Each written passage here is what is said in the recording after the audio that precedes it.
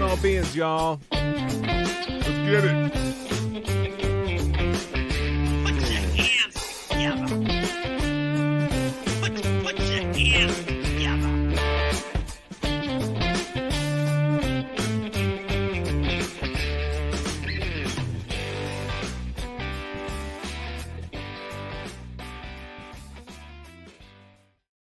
Hey, everybody. Welcome back to Calling All Beings.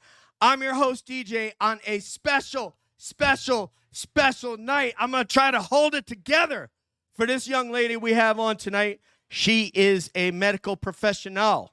She is a researcher, investigator. She is a mom. She is a content creator that has created some things that I, in my content creating life of 14 years, cannot hope to achieve.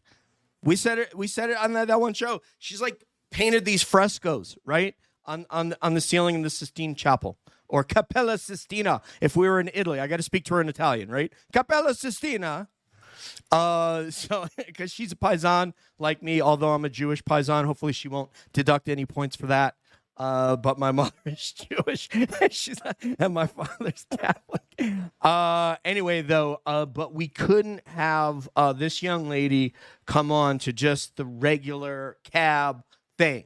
We had to add something extra because she's something extra, right? She's not only the sister from another mister, but if she were a brother, she'd be like the brother like no other. You know what I'm saying? So let us ring this thing in before I bring her on. We got some special music queued up for this young lady right here. We go. All right. It's going to be loud, so just so you know. All right, let's go. In the night, I hear him talk, coldest story ever told. Somewhere far along this road, he lost his soul to a woman so heartless. How could you be so heartless? Oh, how could you be so heartless? How could you be so dark to evil? You're bringing out a side of me that I don't know. I decided we won't go stick, so why we up 3 a.m. on the phone? Why does she be so mad at me for? Homie, I don't know, she is hot and cold. I won't stop, won't mess my groove up, cause I already know how this thing goes. You run and tell your friends that you're leaving me. You say that they don't see what you see in me. You wait a couple months. Party people, put them together for Nurse Kim! Can I get it? Yeah! For Nurse Kim!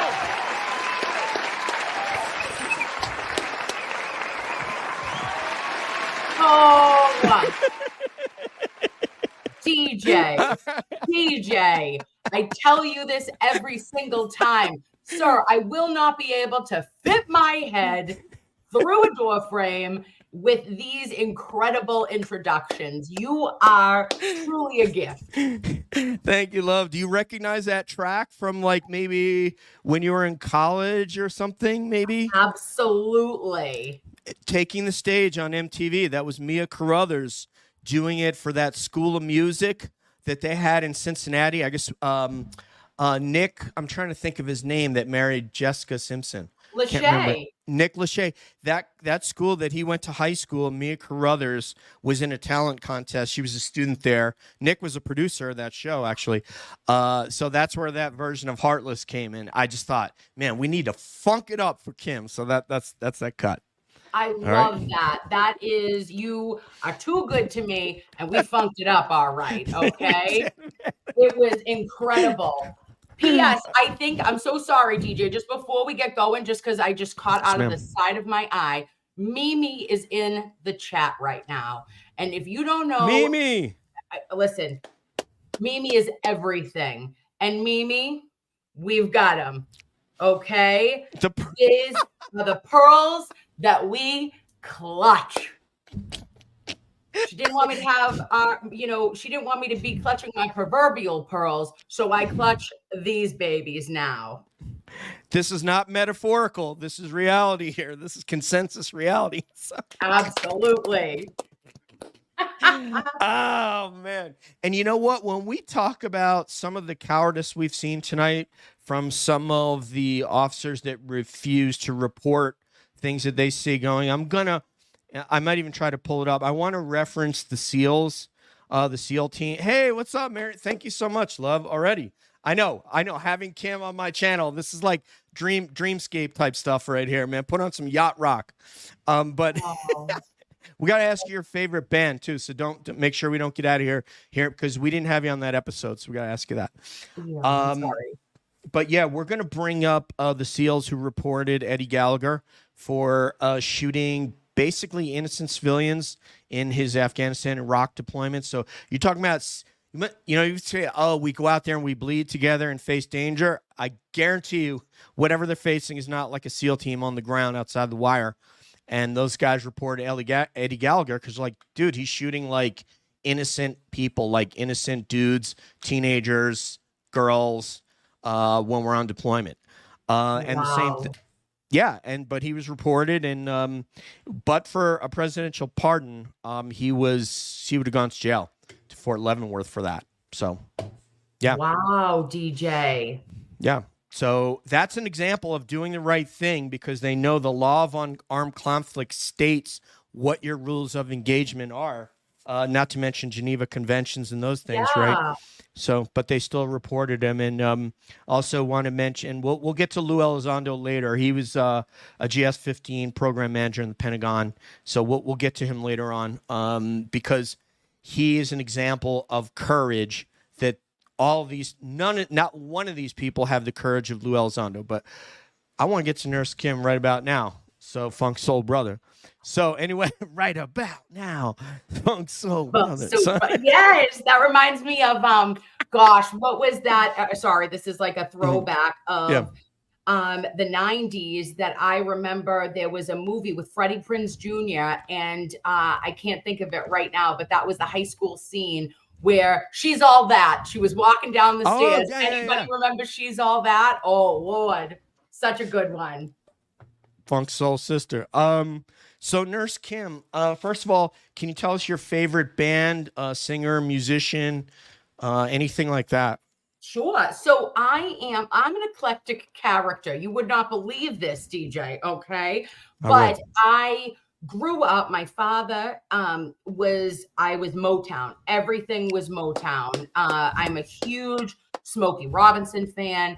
I am the Temptations. How about let's hit you with a little of Diana Ross and the Supremes? I mean, hell yeah. Like I'm living my best life there. And additionally, then like now, then we flash forward. I love Tupac. I love Biggie. I'm a very, very kind of classic hip hop connoisseur, if you will. And then who would be my favorite? I think that probably like the Miseducation of Lauryn Hill was one of my favorite. Yes. Oh my God. Favorite records of all time. And then also if I am feeling some sort of way, I may put on oh gosh, I can't even, oh Lord, Tom Petty and the Heartbreakers. I love them too. Oh, wow. She's an American girl, that Nurse. Yes. Yeah. So I need to send you two tracks. One of them is a track called One Love from Nas, who's from Queens, opposite from Brooklyn. I don't know if you've heard that track called One Love.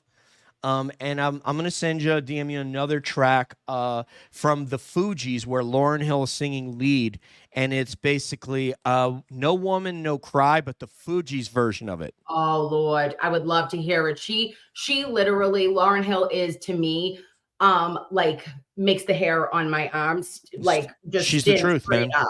She is incredible. There was a song called Zion on the Miseducation of Lauryn Hill, and that was to her son, but it was such an anthem and a powerful message of love, hope, and I think the world of her.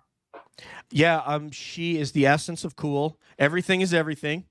Everything is everything. I have that on my phone, and I'll send you that because I could get shot in Kingston, Jamaica for saying this because I'm a big Bob Marley fan. but I like the Fugees version better. And of course, Wyclef Jean is from Haiti. Oh, yes. Yeah, and I don't know if the other member of the group is as well, but I love it, man. I love the Fugees, and I love Lauryn Hill singing. She's very, very good. So, yeah, next time when we do a music show, we'll have you do your Mount Rushmore of music. Oh, absolutely. So, yeah.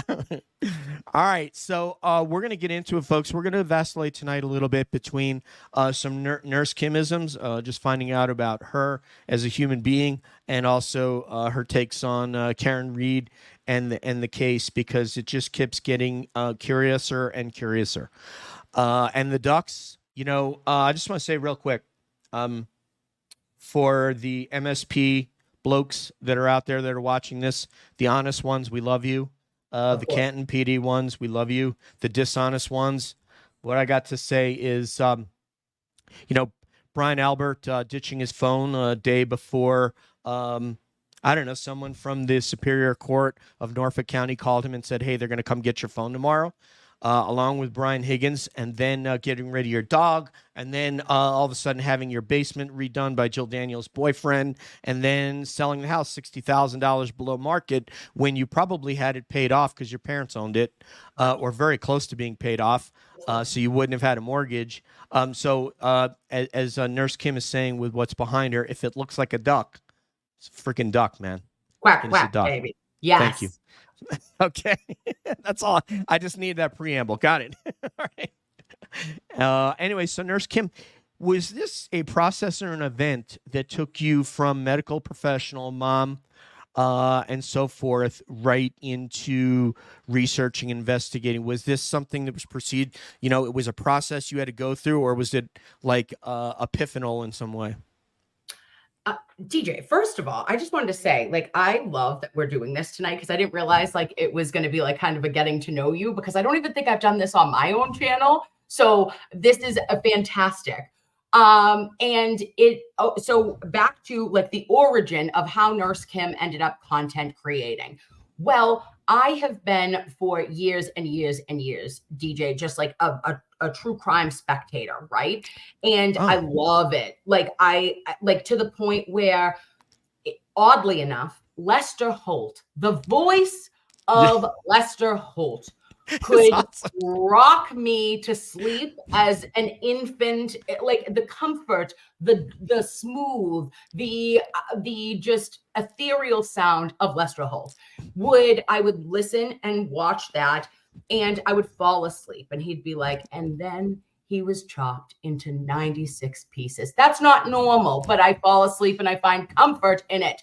So these were things that had been since the early 2000s, right? I had probably just gotten out of nursing school, well, high school. Then I went to college, became a nurse, But I've always been a fan. And what got me, I had a TikTok, but I wasn't making any content. I just would scroll and be a fan of other people. And then I started to make content when there was a case down in Florida. It was a civil suit and a civil case that came, and it was the Maya Kowalski case. And if you're not, are you familiar with that case? No, I'm not. Maya Kowalski? No. Yeah, so she was a young lady who was actually medically kidnapped by a Johns Hopkins hospital, children's hospital down in Florida. And her mother, Beata Kowalski, was a registered nurse, just like us, like me. And she was unable to get her child back. There was orders, court orders put in place that there was a concern of Munchausen by proxy, because she had a rare disease, complex regional pain syndrome, and her mother was doing anything to help her child get out of pain. Okay. And there were decisions that were made, but as a family, they had a right to make those decisions, in my opinion. Long story short, she is abducted, and medically kidnapped, kept into the hospital, no rights to see her parents, and her mother tragically took her own life in order to free her child. Yeah. Because she knew in her checkout letter, she wrote, they're never going to give Maya back. and they said, take care of Maya, to her father, Jack. And after the tragic death of Beata Kowalski, Maya was released back to his custody. And it almost was a proven, prophecy. She fulfilled it. It was fulfilled because they did give custody back to Jack. And so that I learned about that case, and then the trial happened. And I just felt like as a nurse for as many years as I had been, now this was just last year, I was like, oh my gosh. And I had feelings, and I felt the need to talk about it, DJ. So what did I do? I started pressing the little button on my phone, right? And I just recorded, and every person that got up for the trial, all of the witnesses, I just did a recap of what I got out of it, each one. And that's how I really started my channel. And then I covered Harmony Montgomery. That was a case that is with me still to this day, about 5-year-old Harmony Montgomery and her father, Adam Montgomery, and the monster, also Kayla, her stepmother at the time, she lost her life, and we still don't know where little Harmony's remains are, because her father, Adam, will not allow her to be laid to rest. And that happened right up in New Hampshire. So that was like a hop, skip, and you know what I mean? I felt close to everything, and I felt close to little Harmony, just as, as an auntie, or, someone, a mom, that my heart broke. But that case really impacted me in a very deep way, DJ, that I was like, I can't cover children, because I was like unwell. Like I could not sleep.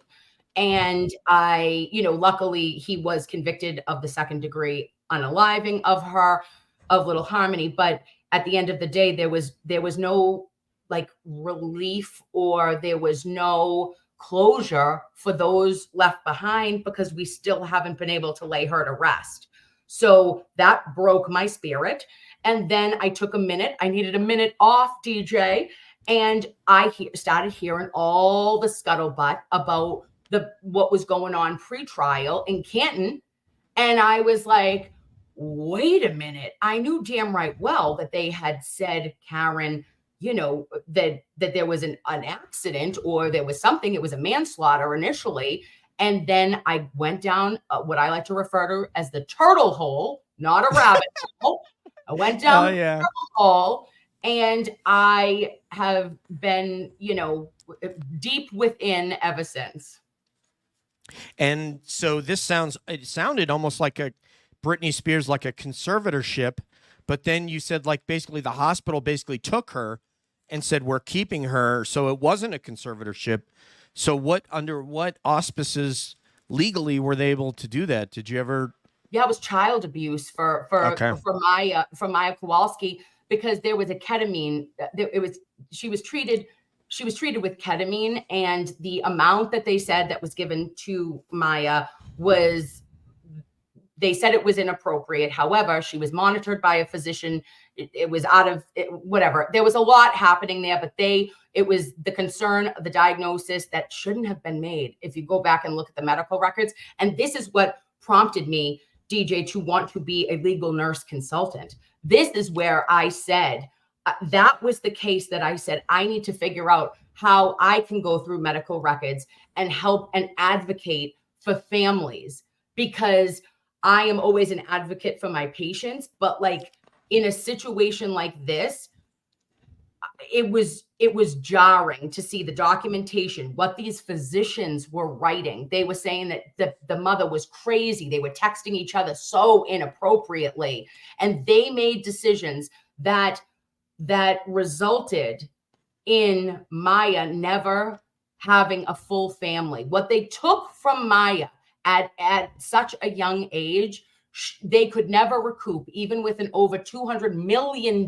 settlement, is what she got, the largest settlement in Florida history. And that doesn't make up for not having her mother, and what that family has fought, and the years in which they fought to even get that case to trial. It was a really, really heartbreaking case. But today you look at Maya, today you look at her father, Jack, and her brother, and they are trying to thrive and to advocate for others so that things like this cannot happen in the future. Yeah, there are certain material things that can never rise to the value level that relational things do. You know, friendship. Everybody knows I don't have a big family to lean on other than my nuclear family, my wife and my pets. But beyond that, I don't have. So my friends end up becoming my family, which is probably why it seems weird to you guys when I'm DMing you like, "Hey, it's DJ," you know. But I've made so many friends through this. But what I meant to say, like to make sort of an analogy. In all these moves I made with the military, I don't know, like 12 different moves or whatever, I lost my high school yearbook. And I'm like my college teammates from Dean, who I'm close with. I'm even closer with my high school classmates. So I get together once a year at Dean, which is coming up at the end of the month. And then I go home to New York and get together with them twice a year. If someone were to tell me, a lot of people don't know, I'm really into motorcycles. I have a motorcycle that I, do track days with. I'm really, really fanatical about motorcycles. If you would hand me my yearbook today that got lost in one of those moves, I would hand you the title and the keys to my motorcycle and go, take it. Because I can't, I could replace that motorcycle, but I can never replace that yearbook. Yeah. With those signatures, right? What people wrote in there. Yes. Yes. Those are our invaluable, right? Like that's a perfect example, DJ, of us just the invaluable memories, the life that you were going to go down, right? Like the path in which you believed and which Maya would have been able to have because her mother wasn't ill. Her mother didn't have to not be here, but she had to make that choice. And Beata really believed that was her only choice to get her child, back and to not have her continue to worsen in a hospital setting. Yeah. There's nothing that can replace that for her mom. Like any of us that lost a parent really young, there is nothing that, nothing though. $200 million would be like, oh great, I can go buy a house and get a pool and stuff like that, whatever, and buy a, stupid SUV that has unnecessary stuff on it. So I'm with you. I did want to ask you if we could look forward.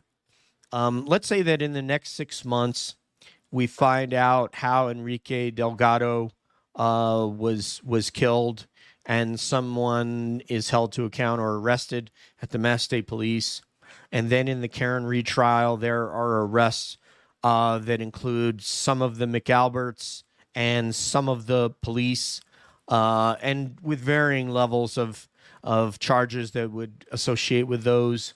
And then in Sandra Birchmore, they're able to arrest 3 other individuals that were involved in abusing her sexually as a child and afterwards. And then let's say in the Turtle Boy case that the charges are dropped and then he's able to file a civil suit against both the DA's office and the police. What would be the next step for Nurse Kim? Like, where do you see your research and your investigative talents going if you were to receive all that you desire relative to that 25-mile radius of these idiots, criminals that are posing as enforcers of law? Yeah. So I have another. Oh, sorry. Sorry, TJ. Let me. Have some water. Diet Coke. Have some coffee or some water. Do some New York accent Diet for you Coke, here. Diet Coke. The elixir of the gods. No. So what I am actually on the peripheral right now, and I am going to do start covering it, is there is another case that is the Jacob Pothier case. And this is a young man. Have you heard about this, I have DJ? Not. Please. Okay. So this is a young man who was there. There's a lot of questions. Okay. We have a lot of questions, but there was a staff member at his high school in Massachusetts, another Commonwealth horror story. Yeah. And there was an alleged inappropriate relationship with a staff member at the school. Wow. And he ends up getting into a car accident. And there is a lot of very, very concerning issues surrounding this case, meaning ergo that the family is told one thing by Mass State Police about where this young man's cell phone is, that the mother finds it pinging at a location in which the alleged accused or the perpetrator right where the perpetrator lived. And then we find out that the phone actually didn't. It allegedly was smashed into smithereens and that it wouldn't have been pinging, but they have all the receipts of all of this information. And like the family is beside themselves. This staff member from the school was allowed to resign. Okay. And there's not been criminal charges against this human being. So what I think is that for me, I feel as though there are a slew of cases, and I know that it's not just the Commonwealth, this is entirely our country, that professional teachers for the high school grades specifically, the inappropriate relationships that have now resulted in poor outcomes for children, whether it be, turning into a substance use disorder because of abuse and manipulation and coercion, and or becoming, not being here because you have taken yourself out and checked out because of what happened to you. This goes so deep that it makes me question if it would be like a similar to the Catholic Church at some level, because it's not reported. It's still taboo to talk about relationships with that power dynamic in schools. For whatever reason, we're getting more comfortable to say that the Explorers program and what happened to Sandra Birchmore was a travesty, was a disgrace, was shameful, and it was a stain and a letter on the Commonwealth of Massachusetts and the police that shall not be lifted until it is rectified, corrected, and ensured that this will never happen again to one of our young girls. But at the same time, we have a culture of even female teachers that could abuse male students. This isn't a one-way, train, and I need to keep my eye on representing young men that are survivors, young men that need our help and advocacy, and to show them the support that you do not need to have shame or anything based around what happened to you. You are the victim, and we are here to help, protect, and to not allow this to happen to you again or to continue to happen to you. Yeah, that is kind of the same culture. So I guess I would ask you this: is why do you think that police were contacted in that case, right? Yeah. Why do you think that they didn't act on that? What is your thoughts on that? Yeah, so we've got to dig, right, DJ? But I'm going to say this: if I was, this is all speculation, allegedly, but I bet you that allegedly. But I would dare to say, is there a connection to whoever? Is there a family connection, whether it be that this staff member was related to somebody on Mass State Police? Was this staff member, does she have a judge connection, a legal, like within our judicial system connection, a police connection? What made it go away? Because there is something that made it go away. Because it wasn't the family saying, don't look that way. They want the help. And what's interesting is this came up in talking about these relational things that are supposed to matter. The gentleman who was on with our friend, Sean in the Gulf, another person that both of us have the pleasure of having phone conversations. I love Sean, and his leadership is invaluable to this cause. He is for the UFO disclosure movement in Congress and out. He's the Lou Elizondo of the Massachusetts corruption. He is the de facto leader by virtue of the fact that he's the highest ranking official that is advocating, and he's a former Leo. He has that gravitas. Yes. But the gentleman who was on with him suggested that the Canton police should have called the Stoughton police chief and checked in with them before coming and seeing what a good guy he is and how he's given them, he's given them coffee and brought them bottles of water, and that he's a good guy and a good citizen. That's not the point. It doesn't matter if you are going and they think you're great. That is beside the point. Correct. He's missing. If they would have done that and they would have let him off, then that's the exact same thing they're doing now with the Alberts. They're going, we like these guys, so you should they should let you off because you haven't violated the law. Correct. And that's it. You're absolutely right. He doesn't DJ. get it. Missing the forest for the trees. You're missing it. You are missing it. If you have done something, and I'm so sick of it, DJ, that nobody is doing the right thing when no one is looking. And that's when it matters. That's when your integrity shows. That's when your character shows. And once you've been caught, and we can prove it as the Commonwealth, being not the Commonwealth, but being us as citizens, and we're able to say, well, that doesn't add up. And we're connecting the dots as citizens and citizen journalists and actual journalists and everybody else. If we're seeing all of this, why are the people who are supposed to find it missing the point? Right. That is that is the question. Why are they missing the point?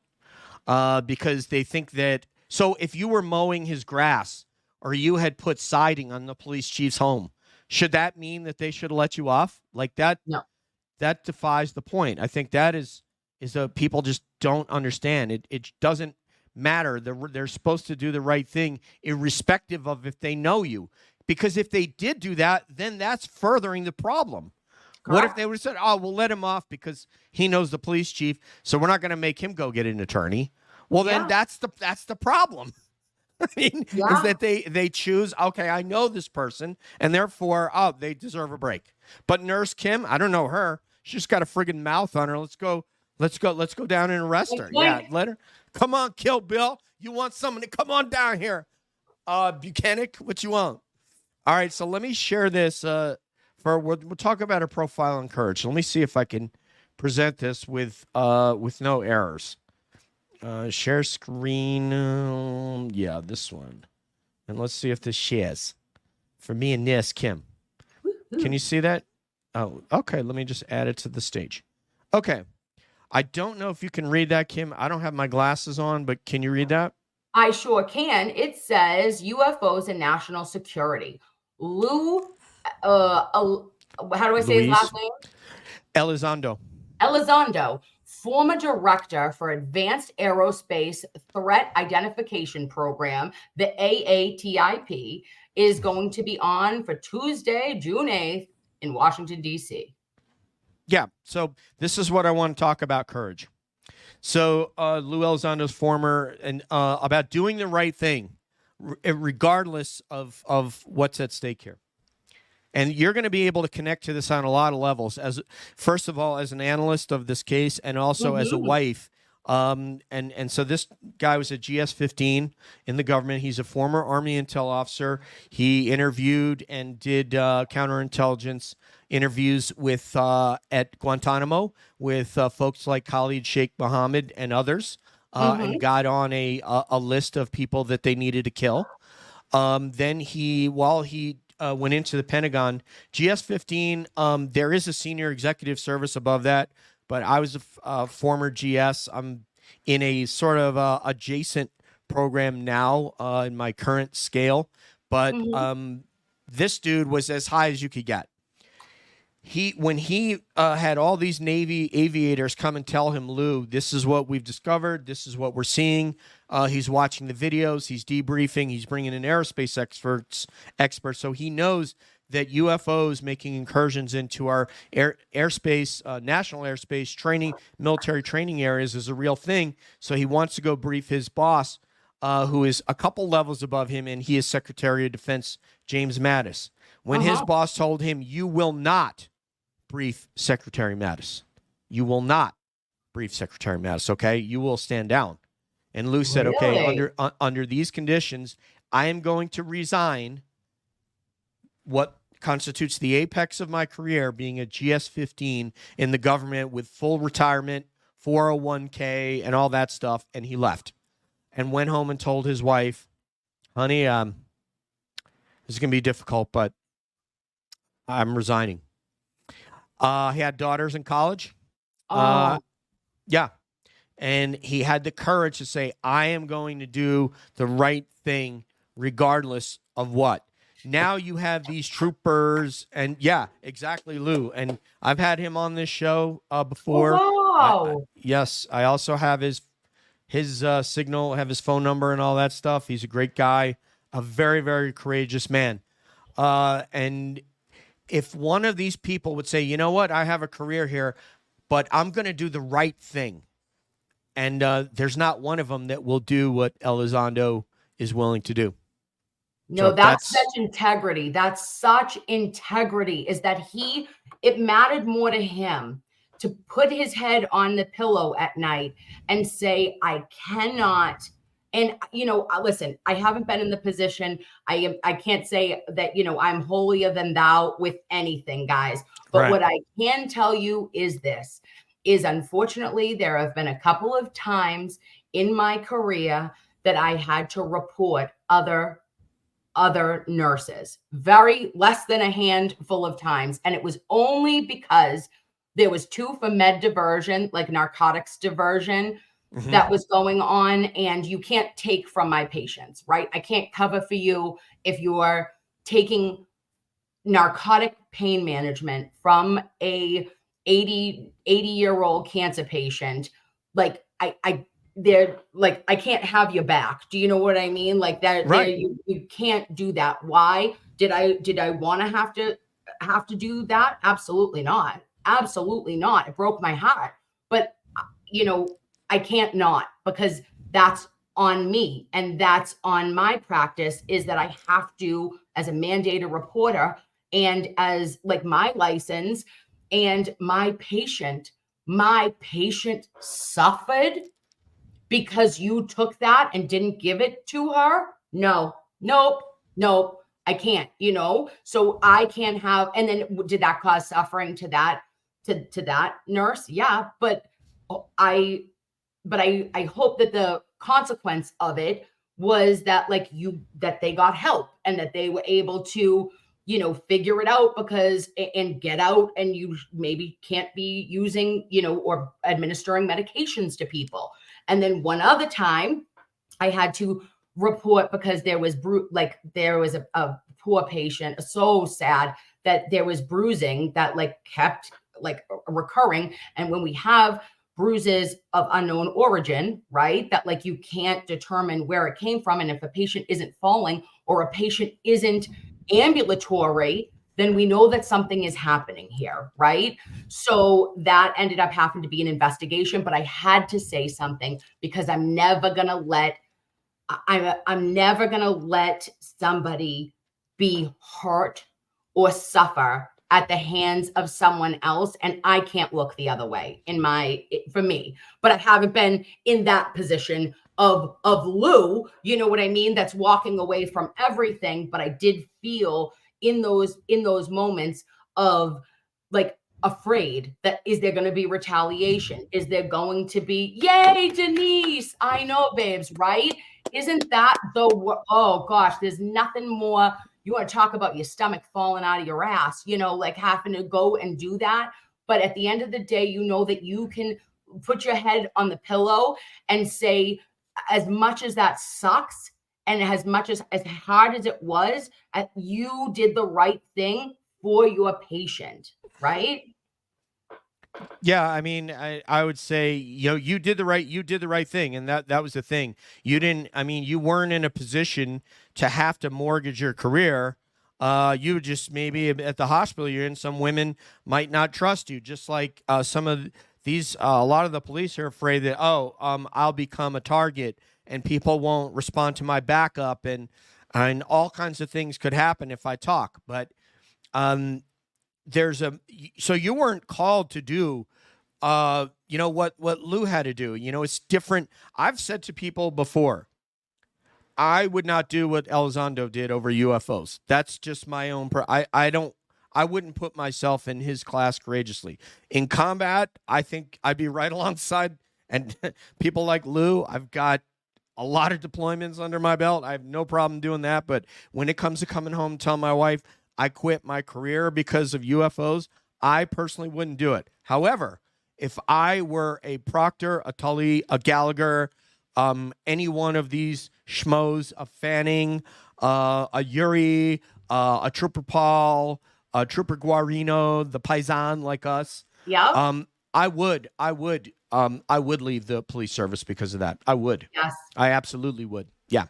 And because there is a huge, I would like to say this though, DJ, and this before retrial comes in January, I have hopes. And what do I have hopes of? Is that potentially there have been officers that have left both Canton and Stoughton police departments after Sandra Birchmore and after everything that happened on January 29th. Love, can I say something though? Is it enough to leave? It's not just leaving. Leaving doesn't do anything.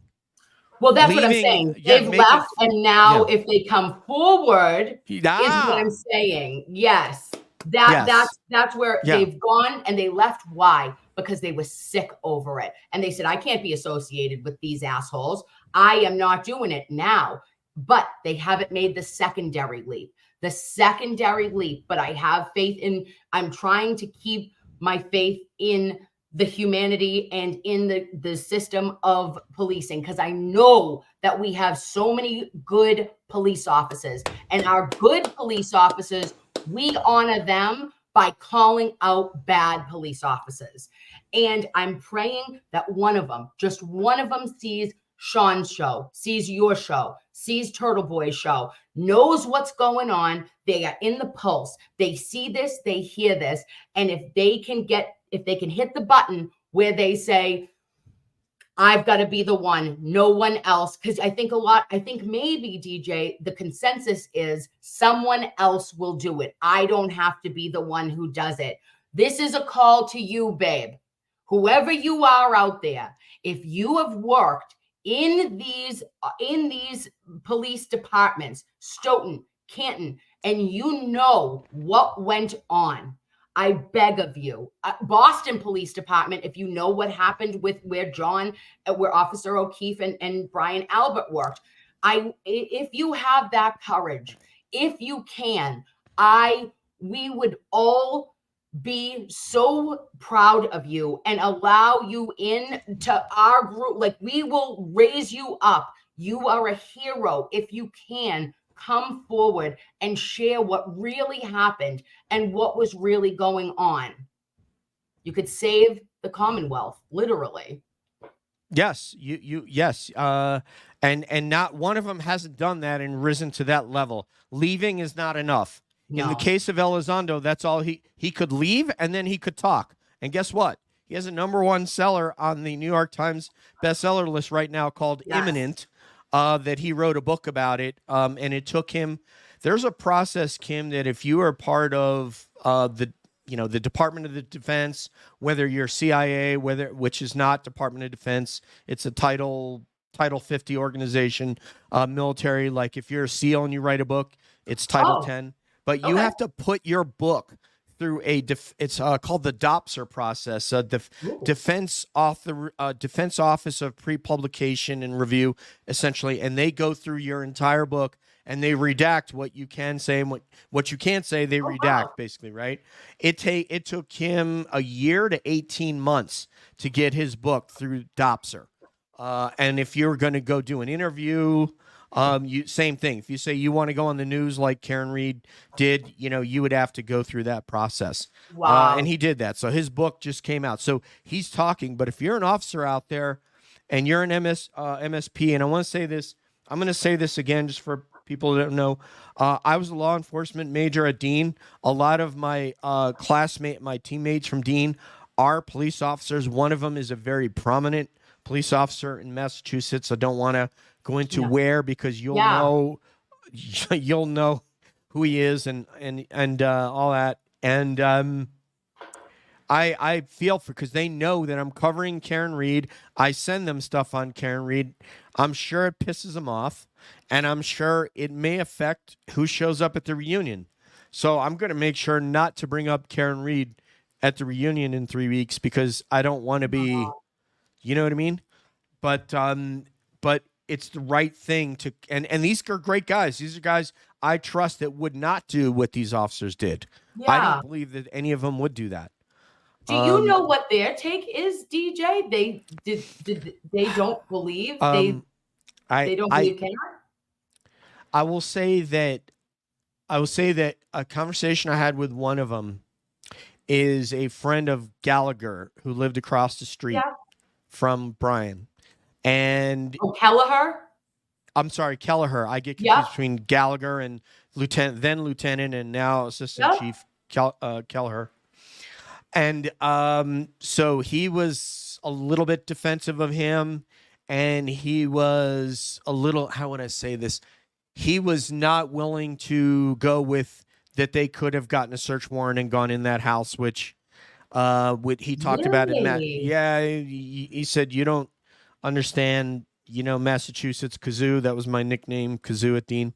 So, so he said, I don't know that they would have gotten that. And then I've heard people like Pete, our friend, Pete Murphy, who said, think in 30 to 45 minutes, I could have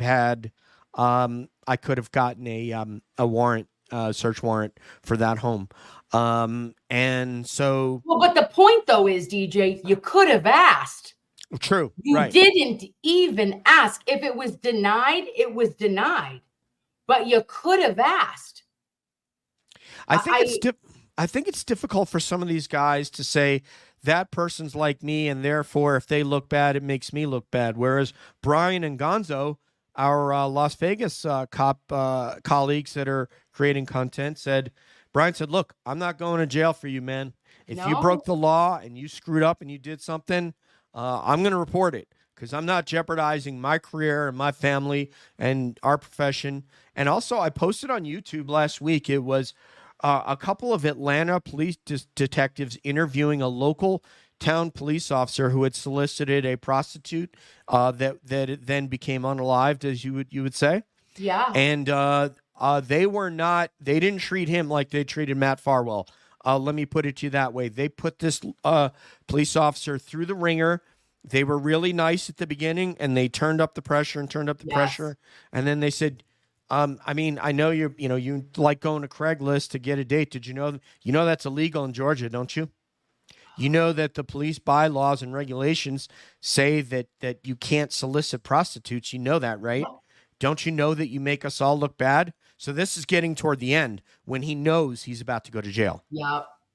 And it turns out they were able to track his cell phone, that he was where the body was dumped, which is right near the airport in Atlanta. So, yeah, God bless her. Exactly. Oh. So I posted that on our the place where we call home in Twitter, so that people could see this is how it's supposed to be done. Yes. This is how it should have been done with Matt Farwell, and Brian Albert should have been in one of those rooms, and Brian Higgins and Jennifer McCabe and all of them should have been in separate rooms. 100%. And why was nothing recorded? I mean, we have, for the love of God, DJ. Well, we know the answer to that, though. The answer is always because if we record it, it becomes evidence. Why didn't they take a picture? Well, I don't want to take a picture because then it's evidence for the narrative I don't want. Yeah. What do you mean? What do you mean? He didn't find 30,000 texts. Of course he did. You don't report that you found 30,000 texts from the guy you want to absolve of the crime. Mm-hmm. That doesn't serve my narrative. It is never stupidity or incompetence. I'm not kind enough to offer that. As kind a person as I believe I am. Me too. I'm past that, unfortunately. And I think though that the climate and the circumstance call for the inability of us to give any benefit of the doubt. We're unable to in this climate and this circumstance because there has been nothing but duckery all around. Okay, what the duck is what we say as it relates to this. I love that episode last night. You weave duck into every aspect of that, man. Oh, it was something. I was delusional. I apologize for anyone who watched and saw my compression hosiery. I just want to say hi to Phoebe MC. There's so many amazing people in the chat. We're gonna get to you guys. We only have about 7 minutes left with Nurse Kim, and she's got to pick up some kiddos. And then I'll spend some time with you going over stuff in the chat, answering questions. It won't be as compelling as Kim is here. I get that. Certainly will. But I'll give you my best. I promise. I'm for Klimt. So anyway. Okay, I'm giving you my pearls. Take them, DJ. You can clutch them later. I'm going to tell you, guys, if you guys are wondering, these flowers right here for Nurse Kim. Boom, boom, boom, boom, boom. That's right. My gosh, so, I love it. Anyway. All right. The other thing, I asked this of our mutual friend.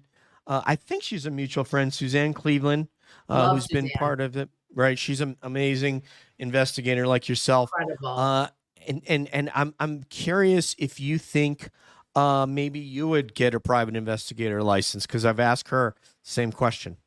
That is a great question. No, not for me personally, DJ. Like, I love it, and for everybody who wants to do that, absolutely, positively. But I am more on the legal side. You know what I'm saying? Yeah. Like, I'm feeling last night, I was so jazzed up. I was 13 out of 10. I blacked myself out halfway through. I was like reading the freaking prose and reading the write-up from the filing from Larry Taylor Tipton regarding the Walsh hearing. And in that case, I could not really contain myself. And I said on the chat, like, who do I think I am? I go, guys, I think we should go back to law school. Like, what? No, I'm not going back to law school. Just all I want to do is that, moving forward, I would absolutely love to have an opportunity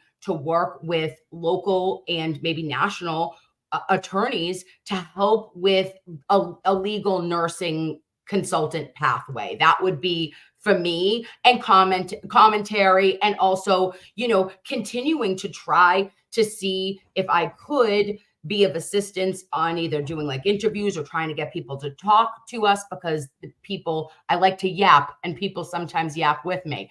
But, that's kind of more the path I would prefer to go. And so, we only have about 5 minutes left. I have a couple questions. Can you define for us what a legal nurse is for knuckle dragging meatheads like myself? Yeah, so a legal nurse consultant basically just gives you the opportunity to assist legal firms and attorneys nationally, that you are able to go in, and it basically is that I look at medical records from hospitals. So if any cases have, like Karen's case, we have her medical records from the Section 12 on January 29th, 2022, but I could also look over the medical records of Officer John O'Keefe. Now that gives a strategic advantage to the legal counsel for a nurse and a professional to be able to, who has experience, that is going to look in and say, this was not documented correctly. This is an abnormal finding. What happened here? And it basically gives me the opportunity to just assist a legal team, right? And reviewing all of those medical records and how I could apply them legally, right? Like, what is the legal way that maybe potentially we would be able to write, or not, I wouldn't be writing the filings, but that the team would be able to write, like, file a motion and attempt to either try to keep some information out of court, or that we want this information in, and that we might want to be having some very interesting witnesses on the stand. I can help make those questions for nurses, nurse practitioners, physicians, that would help the team, or like, AJ or Mr. David Yannetti, or maybe Liza Little, of go down here because she's full of shit up to her eyeballs, and I'd be able to get it out, I love that. That is awesome. I hope that attorneys out there are listening, or if you know an attorney, please forward them Nurse Kim's, either her YouTube or her TikTok or her Twitter, so that she can get hired, because she can make hay for you while the sun is shining. Know what I'm saying? All right, and I'm hoping that Mr. Mr. Betterow, my friend, attorney Mr. Mark Betterow, I'm Amazing. Like this, anytime you need me, Mr. Betterow, better call Betterow. I'm right here when he needs me. Maybe you could do some Mariah Carey. Anytime you need a friend, Nurse Kim will be here. Yeah. Never be alone again. So, Nurse Kim, if I were to put you, man, it sucks because I have other. We're gonna have to do a part 2, because I have some other where I'm gonna get you to compare and contrast the 3 or 4 cases we're looking at, to include our boy Turtle Boy and his harassment, which I've said before. It's really ironic that, police out there, you should know that one of your biggest supporters was Turtle Boy. I mean, I am definitely supportive of Black folks in their movement, and I'm also supportive of law enforcement officers. And if you see my Twitter handle, you'll see that if you see my Twitter profile.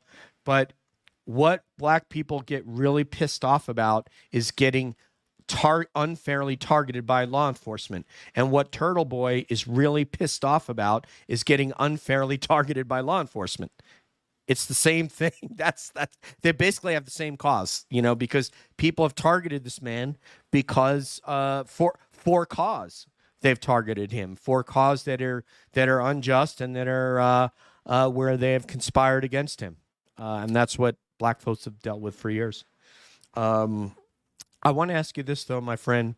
If you were to stand up in court, and what we're going to do is we're going to put you in the position where Yannetti and Jackson and Eliza Little are going to ask you to address the jury with one aspect of the Karen Read case of your choosing.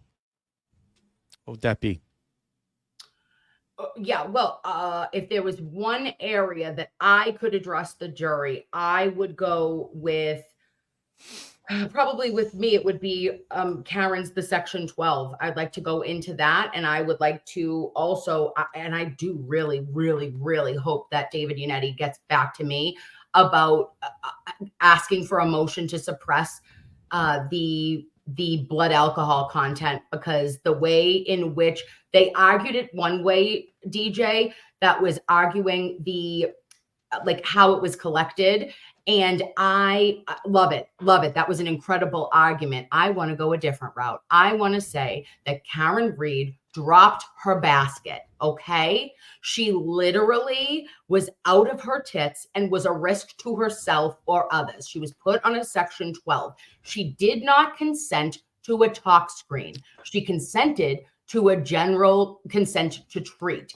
Now, with that being said, the nurses and the nurse practitioner, or whoever, the phlebotomist who drew that blood sample, never was called by the prosecution or the defense.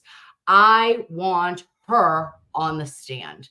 I want to know who wrote the order to get the talk screen and why it was ordered, because it is not a standard. It's not a standard order for a psych eval, is what we call like a Section 12, right? So why was that done? She was not under arrest for any DUI. She was not, there was no reason in which that specific medical record should have been given, in my humble opinion, to Mass State Police. And where was the warrant for it? Because AJ argued that there was no warrant for Karen Read's medical record that included that BAC. And when we go back and we look at Turtle Boy's interview with the juror that blew all of our the jurors, he did too, that blew our minds. The alcohol was a huge factor for these jurors. They said she was drinking and Officer John O'Keefe is not alive. If you take out that BAC, that blood alcohol level, right, then we might be cooking with gas. Do you know what I'm saying? Because if they can't say that she was at a 0.08 from an extrapolation that they calculated back, wasn't in the correct, like out for of the thin air. Yeah. Oh my God. Like, yes. Okay. I'm glad that you did your. Let me see. 0 points. Yes. So they've extrapolated that back, but that's what the jury remembered, right? And said, oh gosh, she was at the legal limit at 9 o'clock in the morning. And it's not true. I do not believe that it is accurate. And if we had an ability to keep that out, okay, for legal and her constitutional rights, then that were violated, or in my opinion, then I think that would change the trajectory. And then where would it be? Where the jury, would that be something that significantly changed an outcome? And I believe that answer is yes. Well, you know, it's interesting. I'm sure nobody on that jury has ever drank and gotten angry with their significant other. That's probably never happened, right? I mean, it's never happened to me, right? Never, so not one time. No, and never. That's your pearl, Kim. Yeah, so it's like, oh, she was drinking. I'm like, so what, man? I know. Tell me something I don't know. I know. All right. We got to get Nurse Kim out of here so she can go pick up her chillins. We kept her 4 minutes over. Kim, what's coming up on the show? Are you going to paint another? I mean, are you going to take that bar with Colleen and lift it to this altitude, like I said, that none of us will ever be able to reach? Are you going to do that again? Ridiculous that you say that, because you are incredible and everybody has a space, right? We all are painting our own little Sistine chapels. And do I have any goddamn idea? Pardon my French, or pardon that. Yeah. But, you know, I don't know what I'm doing any day of the week, DJ. I'm just winging it like my eyeliner. So what I say is this, will I invite Colleen for a 2 Blondes, 1 Pod back? Absolutely. We would love to do. I would like her to come on at least once a month. It would make my life. If she could do every other week, I'd say, oh Lord. Yeah. So we do talk S Tuesday. And then if I could do a Colleen, I think that would be a pretty good start. And it would also be good for on here to have like a coolest Massachusetts accent and let the voters decide. Is it Nurse Kim or is it Colleen? It's Colleen. Listen, it's Colleen and it's Sean. It's never me. I don't know why. I heard, okay, that episode with Colleen, you were really, really strong. I think you were stronger than the night against Sean.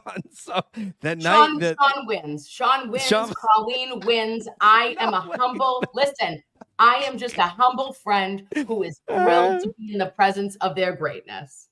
Thank you so much, Kim. We love you, and I can't wait to have you on again. So have an awesome evening, and once again, I'm honored. Thank you. Anytime, DJ. Bye, lovies. I'll see you soon. All right, everybody. That was the amazing Nurse Kim, the incomparable Nurse Kim. I don't know. How do you follow that? How do you follow Nurse Kim? Like, how is that a thing that happened? Ask Bob. I agree. Nurse Kim and Colleen, amazing together. They're without parallel. They're without equal. Oh, your internet dropped off, Julie. This is exactly like me, like last week. But I did have them come out and work on the internet, and now we're getting a much better signal. And Madeline is saying to Nurse Kim, love you. I agree with her. I love her too. She's the incomparable. She's the incomparable. I don't have the words to say what a great content creator that Nurse Kim is after the many years. I do want to show you guys real quick since I had this. This is what I had about Chief Eddie Gallagher, and if you maximize your screen here, you'll be able to read it. But this is basically SEAL platoon leader Eddie Gallagher and how he was reported. He was accused of war crimes during a 2017 deployment to Iraq, including the murder of his Islamic State teenager. And then I don't want to get into the political aspect of it. That's not important. What is important, though, is that his fellow troops had the courage to report him when they saw him doing things illegal. And what you saw those SEALs do, ironically, in the military, there is a construct where they're referred to as the blue. There are certain parts of the military, special ops units that are referred to by color, and SEALs are the blue. And ironically, they're the ones that reported Chief Gallagher. What happened, the after effect and the politics of it is not significant in my mind. To this case particularly, it's just significant that there was, in fact, people that were courageous enough to put them, because don't you think other SEALs probably said, hey, how the hell can you report Chief Gallagher? I mean, he's a fellow SEAL. Well, we're reporting Chief Gallagher because I straight up saw him shoot a teenager in the face, or whatever the hell it was, and kill him for no reason. Anyway, yes, I look forward to part 2. All right, what's that? Oh, let me see what we got here. Phoebe Mack, hello, love. Welcome back to the party, ma'am. What's the black guy that testified about her blood draw? He's the one that said Proctor gave him the time she had her last drink. He was not the one who drew. They sure filed a motion. They should file a motion to suppress. No, I agree. I mean, I believe that that she has contact with Yannetti. I've got contact with Yannetti also, but I think Nurse Kim has spoken with him more times than I have, but I'll certainly reach out to him and forward her agenda just so that it's on the top of his mind, because for all we know, they have a lot of things going on with this case, particularly because they don't know if they're going to be defending against the 3 charges or just the 1. So, yeah, I agree with you. Sorry, Madeline Wags, yeah, God bless him for doing the right thing. That is what is supposed to happen, what the SEALs did. That's what these police officers should be doing, that knows that something untoward occurred or may have a tangent apiece. They need to go down to, as Sean calls it, Uncle Joe's house and speak with the Department of Justice or call the FBI, but they need to get a hold of somebody. They can get a hold of Sean and he can put him in touch with the FBI. So Madeline says, I think they did try to suppress it, and Aunt Bev said no. That would not surprise me in the least. Not in the least. The Jewel said she could have been drinking after she went back to his house. She could have, but our understanding from testimony is that she wasn't. She was texting him and went to bed. I don't know. I don't know if she's the drinker that she's been made out to be. Let me see. There's some thanks, Kim, here from Trident. Actually, that could be a SEAL right there. That's what they call the Navy SEAL insignia, the Trident. You're right, Madeline. They did file a motion to suppress, and good old Auntie Bud said no, because Lally said he would bring people forward that would explain the BAC, but that BAC was not legal. Now, when you say but that BAC was not legal, or are you trying to say and that BAC was above the legal limit? Let us know about that, Phoebe. Let's see. I also want to thank you so much, Mary Malaki. Yeah, thank you for having Nurse Kim on the channel. She's brilliant, compassionate, brave, and effing funny, from one of her besties from out of town. Yeah, I can't say enough about Nurse Kim. She is, I can say this from many years in content creation. I mean, for 14 years now. She is among the best in this space. I mean, for me, she probably is the best, in my opinion. She You could have her with any number of different co-hosts, and she's just fire. She's amazing. That's all I can say. You run out of superlatives when you speak about her. It would have been like talking about her rookie LeBron James.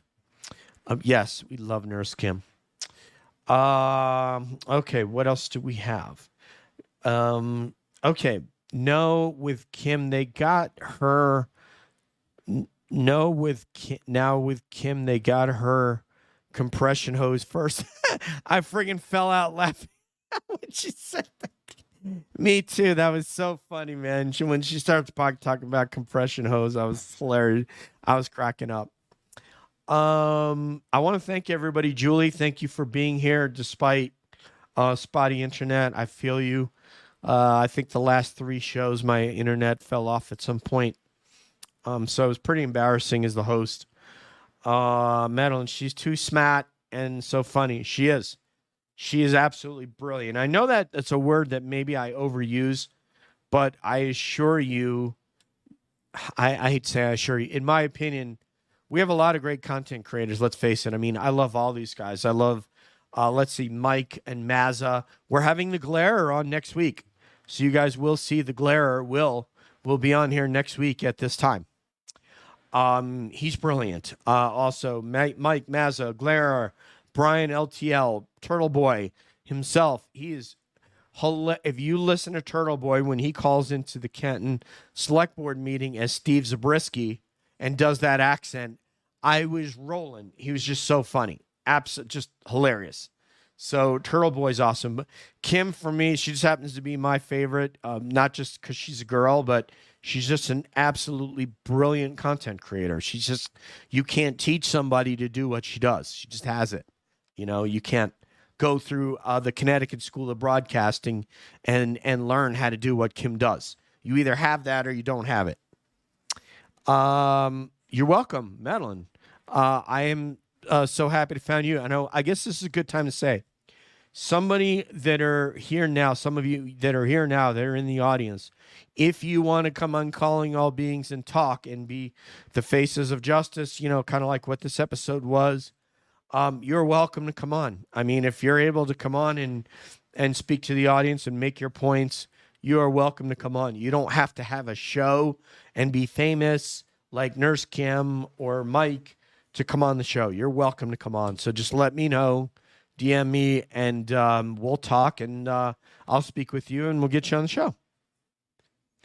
For Julie, yes. Julie's an amazing mod. She's been with Cab for over a year now, from we're doing UFOs and Bigfoot and stuff like that and paranormal, and now helping with true crime, and she's become a very quick study on these cases. Julie is really, really smart, a lot smarter than I am. Yes. Yes. Thank you, Jules. All right. If anybody has anything else, otherwise we will close the show. If there's nothing else, we'll let you guys go and just enjoy your Saturday night, and I'll go take the dogs out and find a field somewhere for us to go do our thing. So thank you so much for joining us, everybody. If you have comments after this, we have the YouTube. You can leave comments. And if you have questions for anyone that I know, whether it be Sean or Peter, Suzanne, Kim, Mike, Mazza, you know, if you have questions for anyone, I will try to get them answered for you. So with that, as we always say on Calling All Beings, we always like to say peace out, one love for all of us, no matter who you are, where you're from, what country you're from, what skin pigmentation you are. We got one love for all of you. And we're always wondering what's up around the bend.